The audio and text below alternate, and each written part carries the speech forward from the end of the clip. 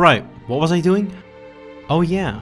You ever replay something you loved back in the day, and it just instantly clicks? No inventory management, no bloated tutorials, just boom, snowy mountainside, blood trail, train hanging off a damn cliff. And you're thinking, oh yeah, this is it. I said quite a few things about Drake's Fortune in the past. The first one was a little janky, and Nate kills more people in one outing than malaria does in a year. And Drake is essentially Lara Croft with worse luck and a better sense of humor. And all of that is still true. But Uncharted 2, Among Thieves, this was the game where it all came together. The combat felt better, the climbing smoother, the writing genuinely funny, and the pacing damn near perfect. And the set pieces, dear god, don't even get me started on the set pieces. 1 minute you're fighting through a war-torn city, the next you're dangling off the side of a high-speed locomotive shooting goons while desperately trying to evade a helicopter's missiles from blowing you to Kingdom Come. 2009 me thought this was the most cinematic thing ever made, and 2026 me still kind of agrees. It was the first time Naughty Dog went, hey, what if we made this feel like an actual movie? And they actually pulled it off. So today, I'm going back to when sequels didn't just improve the formula, they absolutely demolished the original. Back to when Drake was allowed to have fun killing goons before The Last of Us Part 2 came along and told players to feel bad about it. This is Uncharted 2, 17 years later.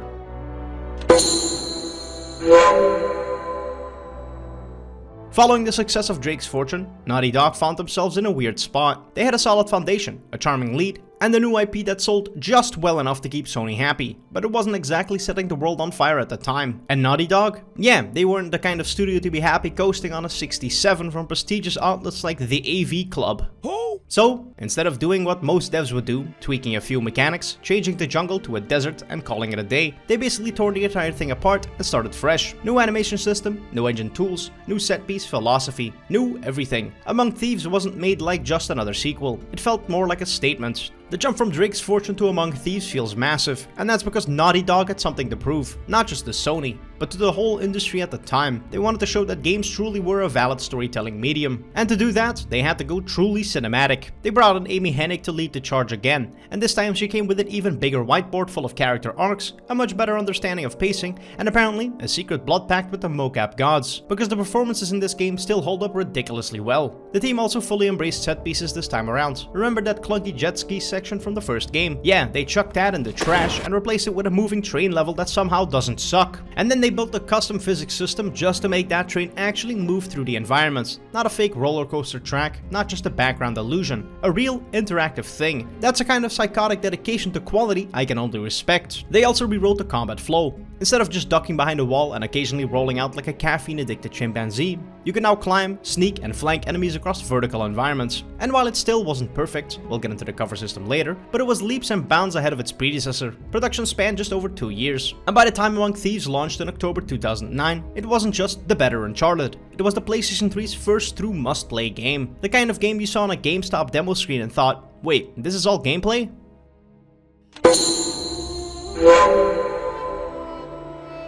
The visual jump from Drake's Fortune to Among Thieves is so dramatic. It feels like Nate found the fountain of youth off screen and dipped the entire Naughty Dog rendering engine in it. I mean sure, if you freeze frame it and zoom in like some Digital Foundry gremlin, the actual texture quality isn't that much better. You'll still see some muddy walls and flat rocks here and there, but that's not where Uncharted 2 shines. Where it does shine, literally and figuratively, is in the environments. It's set dressing, and the sheer scale of what they're pulling off. You've got Nepali mountain villages being torn apart by tanks, full-on war zones collapsing around you in real time, icy caves lit by flickering torchlight and faint sunlight, and temples that feel like they've been buried for centuries. It's like they turned their nose up to the first game's jungle and cranked the dial up to 11. But it's not just visual variety for the sake of it. Each environment feels crafted to support the gameplay and the pacing. The verticality in the city isn't just set dressing, it's baked into the traversal and combat arenas. The train level doesn't just look good, it moves through different biomes in real time, seamlessly shifting from jungle to cliffside to snowy highlands, all with zero actual loading screens. That level alone is still one of the most technically impressive sequences in any game of the era. Even better yet, it all feels cohesive.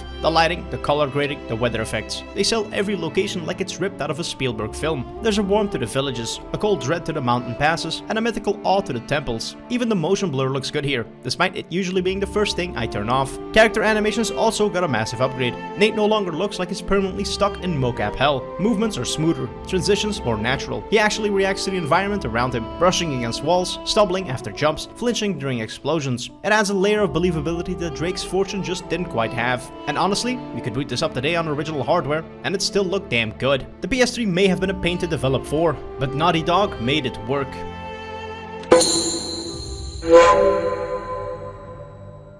But you know what's even crazier? Uncharted 2 came out in 2009, and yet it still has better voice acting, better comedic timing, and better line delivery than like 80% of AAA games today. From the moment Nate opens his mouth, the game's tone is locked in, witty but grounded, sarcastic but sincere, equal parts Indiana Jones and Die Hard. A lot of that is thanks to the trio of Nolan North, Emily Rose, and Claudia Black, by this point synonymous with their character names of Nathan Drake, Elena Fisher, and Chloe Fraser. They absolutely own every scene they're in, whether it's flirting with firefights, arguing in ancient ruins, or casually bantering between climactic set pieces. It all feels natural. And the best part is that it never overstates its welcome. There's no MCU style joke every 15 seconds, and the humor flows with the characters, rather than against them. Even classic throwaway lines, stuff like, "You were almost a jibble sandwich." Wait, wrong game.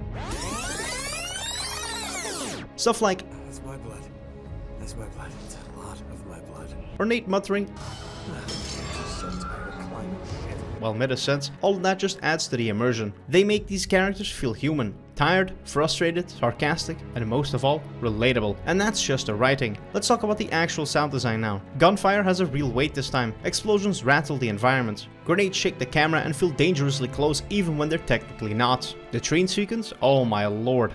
Every metallic groan, every screeching wheel, every bullet whizzing past your head is mixed perfectly to sell the chaos. Even the more subtle stuff. Boots crunching in the snow, water sloshing in flooded temples. It's all here, and it all sounds great. Then there's the score, courtesy of Greg Edmonson, who once again delivers that perfect blend of orchestral swell and exotic percussion. The main theme returns, but with new variations that fit every locale. Melancholic when it needs to be, bombastic when the action kicks in, and mysterious when the plot unveils another cleverly written twist. It's the kind of soundtrack that just feels like an adventure.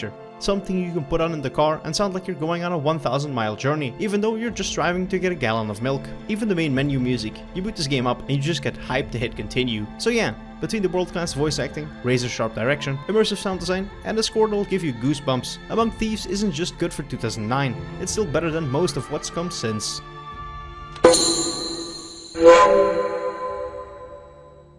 Drake's Fortune feels like Naughty Dog's pilot season, a proof of concept with a suspiciously high amount of pirate blood spilled per minute. And Among Thieves is the moment that the show gets renewed, the budget triples, and somebody in the writer's room says, okay, but what if we just went crazy this time? Because sure, Uncharted 1 had the bones, the climbing worked, the pacing was mostly there, and the whole movie you can play thing was really obvious. But the gameplay, it was functional in the same way a shopping cart with a broken wheel is. It'll get you there, but you're gonna be fighting it the entire time. Uncharted 2 is where that fighting stops, and you feel that immediately, not just in polish, but in design philosophy. Everything is faster, smoother, more readable, more varied, and more intentional. Uncharted 2 is still a third-person cover shooter where you pick up whatever gun the last guy dropped, glue yourself to a chest-high wall, and remove a small nation's worth of faceless mercenaries from existence. In Drake's Fortune, gunfights often felt like, alright, here's another room, put like 20 guys in it, that'll do. And Among Thieves, arenas are designed more like miniature playgrounds. You've got verticality, flanking routes, climbable angles, destructible cover, and layouts that constantly encourage you to move around. It's still cover-based, but less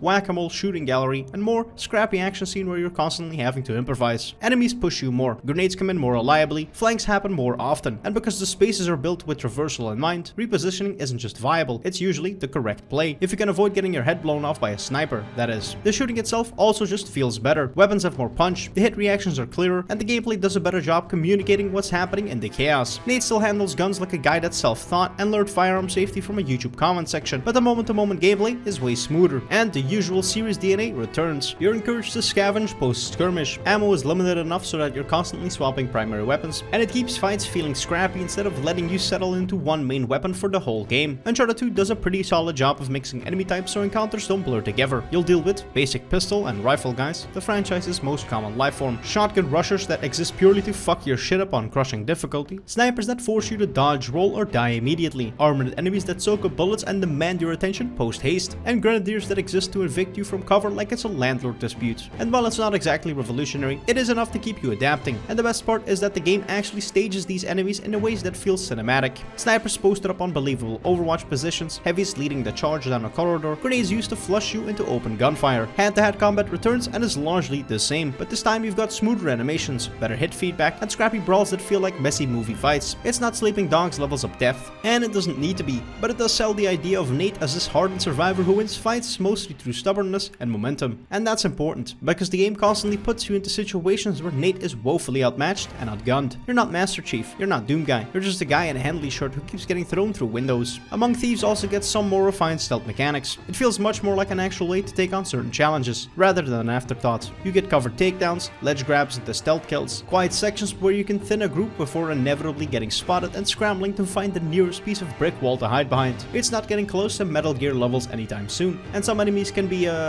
conveniently unaware sometimes, but it adds a nice layer of player agency. More importantly, it's a pacing tool. Stealth gives the game room to breathe between the massive shootouts and blockbuster set pieces, and they let the environmental design shine in a different way. Uncharted 2's climbing animations go crazy as well. Nate's movement feels more reactive, more physical, more human. He slips, catches himself, stumbles, braces against walls, climbs with urgency when something is collapsing behind him. It's still guided. Uncharted isn't exactly an open world sandbox, but it is a much more invisible guide because the presentation is so strong, and the game also layers traversal into combat spaces more aggressively. You'll climb around mid-fights, swing across gaps, use height to flank, drop down behind enemies. It turns these otherwise one-dimensional arenas into vertical playgrounds. Some puzzles are sporadically scattered throughout the game's story. You know, the usual. Rotate the thing, match the symbol, open the journal for the billionth time. There are little intermissions that whisper, "Hey man, you've killed like 300 people. How about we calm down and look at some ancient history for a few minutes?" And honestly, it works. They're simple, but they're integrated well. And because Uncharted 2's environments are so strong, even the basic puzzles feel like they're part of the adventure. But let's be honest here, the real reason this game hit like a meteor in 2009 is that it's got these absolutely timeless set pieces that stick with you for years to come. The train is still insane, not just visually, but mechanically too. Traversing the war-torn city is a masterclass in pacing, ramping up tension, and environmental storytelling. Exploring the forgotten ruins of Shambhala and that village showdown makes you wonder how it was even running on a PlayStation 3 in the first place. And these aren't just isolated WoW scenes, they're stitched into the gameplay and story so naturally that you rarely even feel the seams. You'll go from climbing to shooting to escaping to puzzle solving to banter heavy downtime, and that all feels like part of one continuing adventurous rhythm. That's the magic Uncharted 2 pulls off. It's constantly changing what you're doing without ever feeling like it's panicking for variety. Now, I'm not gonna pretend this game is mechanically perfect. It still has that classic Uncharted thing where sometimes you swear you're in cover, but Nate disagrees. Or you could swear you were aiming at a guy's skull, but the bullet decided to go on vacation. Or a fight goes on for a little too long because the game decided now's the time for reinforcement wave number 7, 8, and 9. But even with these minor annoyances, it's still a damn good time to play through.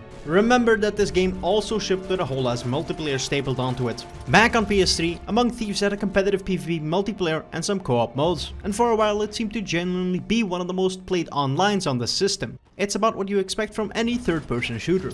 The game featured a variety of game modes, in which you can find the usual suspects. Team Deathmatch, which is self-explanatory, Elimination, with functions like search and destroy without the searching and destroying aspect, Plunder, which functions as a capture the flag type game mode where players must retrieve treasures and return them to their chest, Turf War, functions like the typical domination game mode, and King of the Hill functions like Hardpoint, and Chain Reaction, where teams must capture 5 zones in a specific order. There were also some co-op modes, objective modes in which you had to play through a mission based on a section from the story, and arena modes, where players fight against increasingly harder waves of enemies. Playing multiplayer and co-op modes rewarded players with money, which tied directly into their online level, a grind that could take you all the way up to 80. And while I wasn't around to grind it back then, I'm sure that if I was, I would have also spent 150 hours mindlessly grinding it.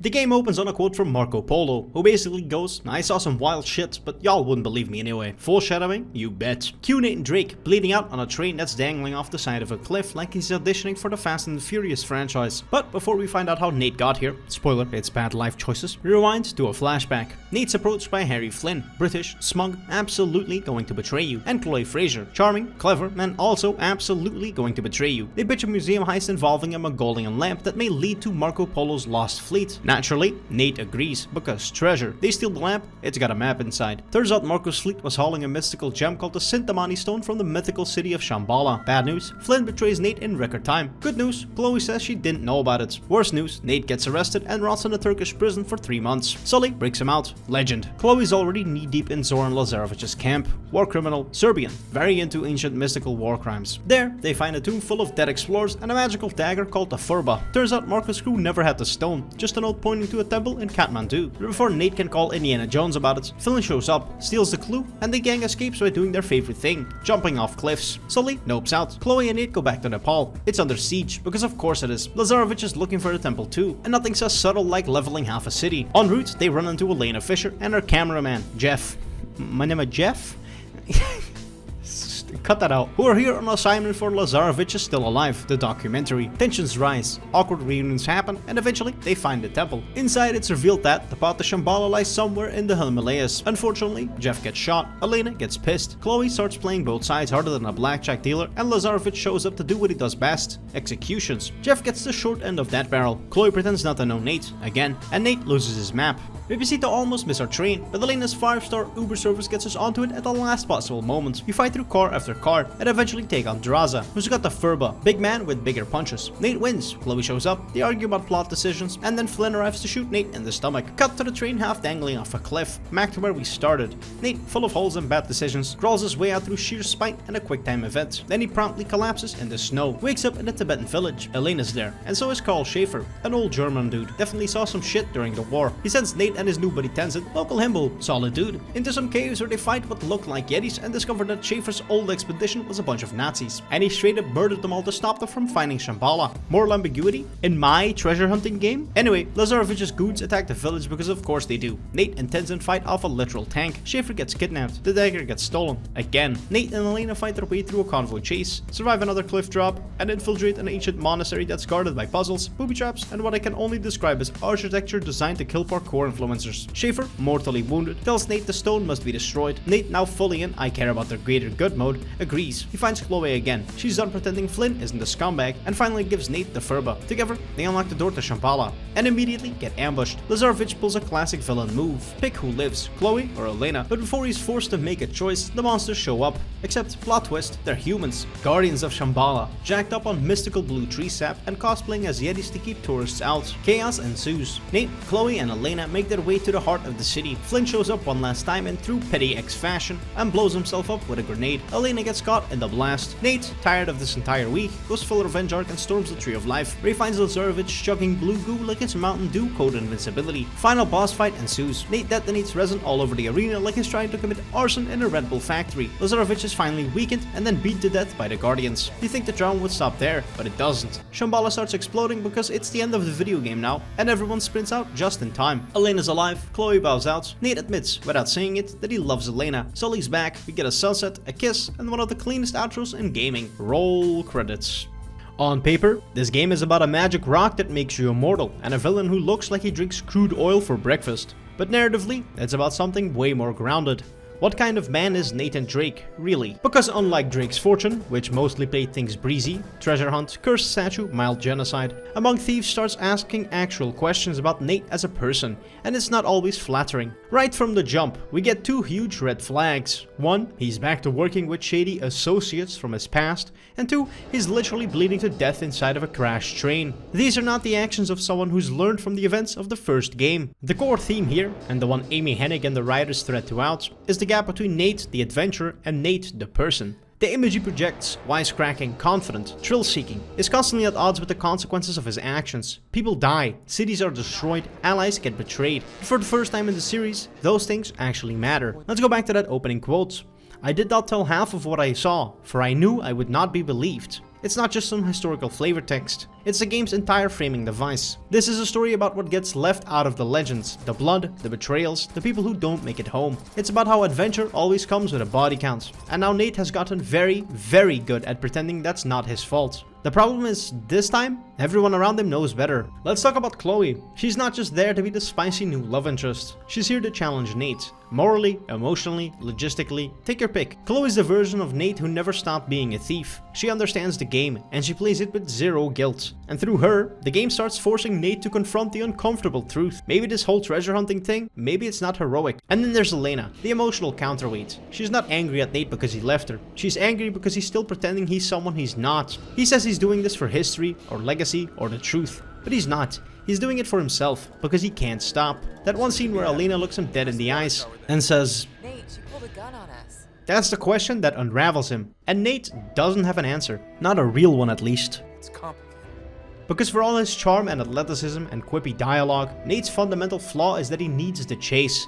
Without it, he doesn't know who he is. And that insecurity drives every decision he makes, even the ones that nearly get his friends killed. The brilliance of Uncharted 2 isn't that it gives Nate a full-blown redemption arc, it's that it gives him just enough of it to make you want to see what comes next. He starts this game thinking he's in control, thinking he can play Flynn, rescue Elena, beat the bad guys, get the treasure, and come out clean on the other side. And by the end, the treasure is a magic goo inside of a tree, the villain is a walking tank, the girl he cares about nearly dies because of his obsession, and the city of Shambhala collapses behind him, erased from history because he refuses to let it go. When he finally says goodbye to Chloe, and when he finally chooses Elena, and with her, a future that isn't just chasing the next mystery, that's the closest Nate has come to genuine growth, so far at least. He doesn't magically become a saint, he doesn't even give up the life, but for once, he's not lying about why he's doing it. Zoran Lazarevich is not a subtle villain. He's a ruthless war criminal who monologues like a Bond reject and casually executes people just to prove he's got the resume for final boss. But narratively, he works, because he's a dark mirror of Nate. He's what Nate could become if he keeps chasing power at any cost, if he keeps valuing legacy over lives, if he loses the people who keep him human. Even Lazarevich calls him out for this in the end. How many men have you killed? How many just today? And the worst part? Nate doesn't have a comeback. Because it's true. You can hear the silence between Nate and the player in that moment. The game lets his discomfort hang there. And that's rare for 2009, when most protagonists were still one-liner dispensers with guns for hands. Where Among Thieves really flexes its narrative is in the downtime. You get Nate and Chloe's philosophical arguments in quiet temples, Elena and Nate trading barbs in the war-torn streets while ducking snipers, and a tranquil moment in the Tibetan village, watching flags flutter as Nate finally rests. Even the supporting cast is better than it has any right to be. Tenzin is a fully realized character despite having no shared language with Nate. Schaefer brings weight and moral ambiguity. He's a man that's done awful things in the name of protecting the world. And Flynn is deliciously hateable, the kind of slimy double-crosser who's too stupid to live, but too smug to die early. But that self-detonation never quite sat right with me, even after all these years. The game doesn't waste your time. Every character serves a purpose. Even Jeff is there to prove that Nate isn't invincible, and the people who follow him pay the price. Nate doesn't get the treasure, he doesn't become rich, he doesn't uncover some world-changing truth, but what he does get is something much more valuable for a character like him: clarity. By the end, he chooses Elena, he chooses vulnerability, and not to chase the next mystery, for now at least. And it's not framed with a high-octane cutscene or a dramatic speech, but with a kiss, a sunset, and a quiet moment by Schaefer's grave. It's romantic, it's soft, and after everything that's come before, it feels earned.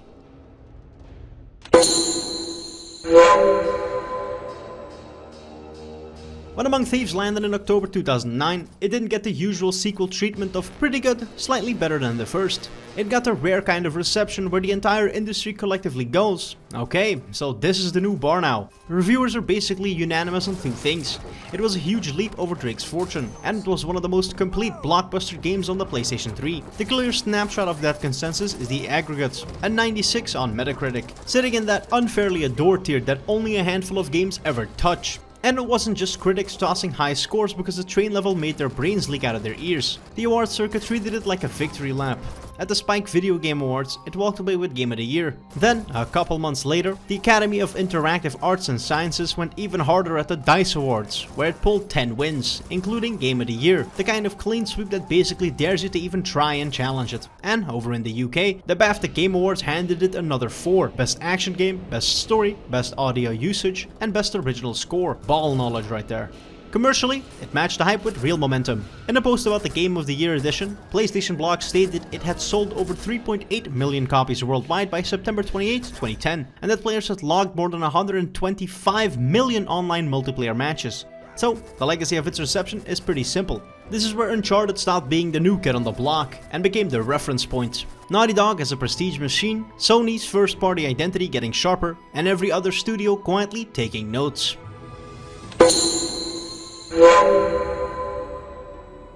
If Drake's Fortune laid the foundation, Among Thieves is the game that poured concrete over it. Not because it invented cinematic action adventure out of thin air, but because it standardized it. It took the messy, charming prototype energy of Drake's Fortune and turned it into something that felt airtight. Better pacing, better encounter design, better traversal flow, better character work, and set pieces that blew you away. This is also where Naughty Dog's house style really locks in. The clean UI, the seamless handoff between gameplay and cutscenes, the walk-and-talk character beats that don't feel like you're being punished with exposition. Uncharted 2 makes all that feel natural, and it's the reason so many big budget games in the 2010s start feeling like they're shot through the same lens. You can draw a straight line from its set-piece philosophy to the broader PlayStation Prestige era, and even to Naughty Dog's later work like The Last of Us, where the spectacle dials down but the DNA stays exactly the same.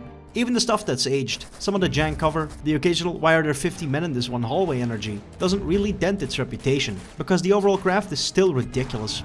The train sequence didn't just become iconic for Uncharted, it became one of those reference points that gets name dropped whenever anyone talks about set pieces done right. Among Thieves isn't just a great sequel, it's the moment Uncharted became the template. Naughty Dog became Naughty Dog, and cinematic action games stopped being a novelty and started being an expectation. And the funniest part is that, 17 years later, you can still feel how many studios have been chasing this exact vibe, and how few have ever made it look this damn effortless. An absolutely timeless classic, and I don't say that lightly, because timeless classic is one of those few phrases people throw around for anything that made them feel something in high school, which isn't possible for me, because I was still in middle school. But even stripped of nostalgia, even today, this game is still absurdly easy to recommend. It's one of those games where every department is firing on all cylinders at the same time. The performances are still some of the best in the medium. The pacing is borderline unfair. It's constantly moving forward, constantly changing scenery, constantly giving you something new to do or react to. But it never feels random or messy. It still feels cohesive. And visually,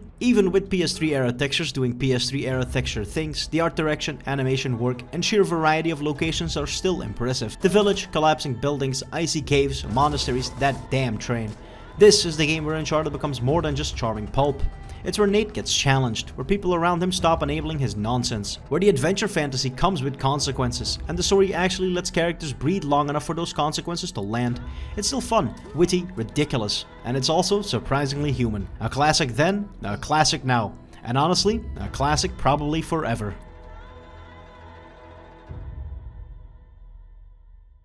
Holy fucking shit, this video took me a little too long, huh guys? So, where have I been these last few months? Let me catch you guys up to speed real quick. At the end of November, I moved into a new apartment, and right as I did, the damn boiler went kaput, so I had no heating or hot water. I also got sick, recurring theme incoming. After I got the boiler fixed, I was without internet. And due to it being the holidays, Merry Christmas and Happy New Year by the way, it took over a month to even get new internet set up. Afterwards, I got sick again, and the PC overheating issue reared its ugly head around. After fixing that, again, I finally decided to hire an editor to help me out on this channel. Shout out Sean, guy's a real goat. And, as you might be able to tell, I'm currently dealing with another sore throat. Again, it's been fucking rough, but now I'm back. I'm here to shower you guys with more content than I ever have in any other year. And I'm already a month behind schedule. Regardless, thank you so much for watching to the end of this video. If you enjoyed, leave a like, a comment, and subscribe as I have 266 more games to cover. As always, I've been Xeniverse. More videos soon. Ish.